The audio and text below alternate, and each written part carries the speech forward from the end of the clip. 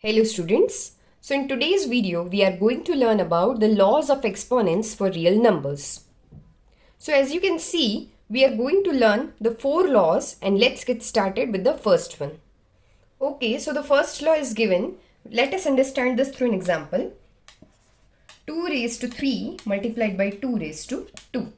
So here the powers are different, 3 and 2, but the base is same. So now what shall I do? The base should be common and the powers should be added. So this will turn out to be 2 raised to 5.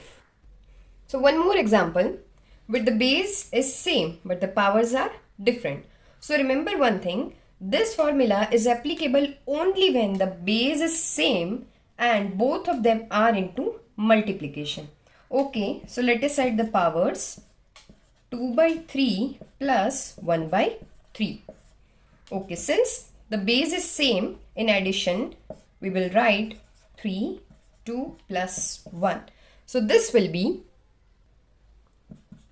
2, 3 by 3, which is equals to 2 to the power 1, or you can write it simply as 2. One more example. Okay, since the base is same, we will add both the powers. 2 by 3 will get added to 1 by 5. Okay, so solving the bracket. So in the previous classes, you have learned about LCM. Since 3 and 5 are prime numbers and their LCM is 15. So now what we will do is multiply 2 by 5 and 3 by 1. So this will be 10 plus 3, which gives us 13 by 15. Okay, so this will be 2 to the power 13 by 15. Okay, so the second law is very simple. So let us take an example. So 3 to the power 2 multiplied by 5. So what does this mean?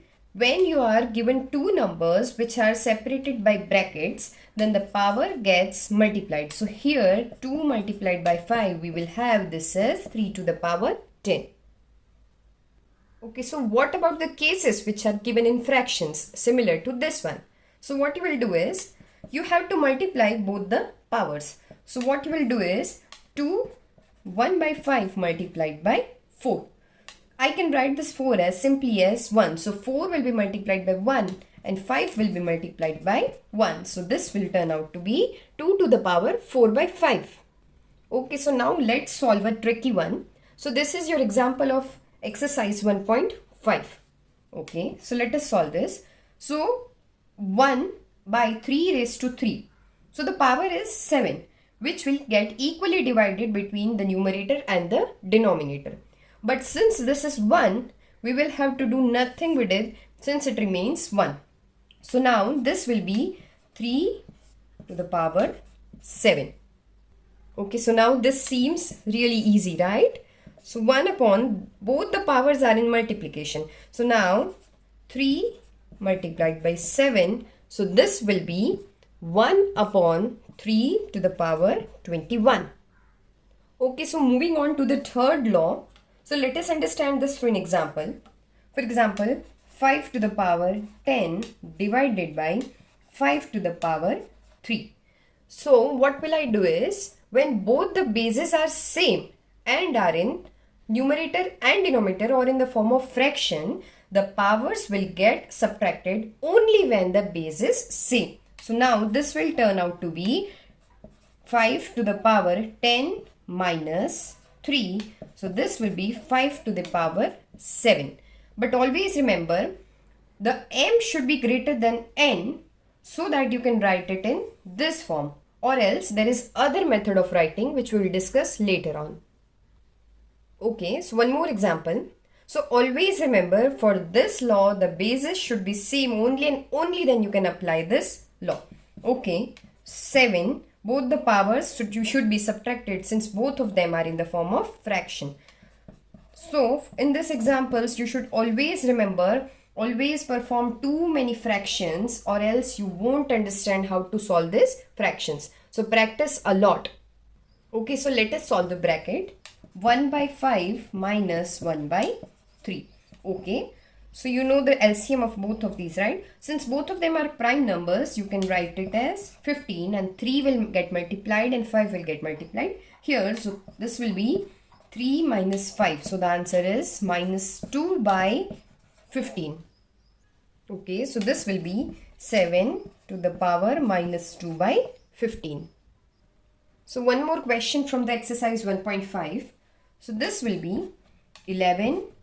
So the powers will get subtracted. 1 by 2 minus 1 by 4. Okay, now so let us solve the bracket. So 1 by 2 minus 1 by 4. So the LCM will be 4.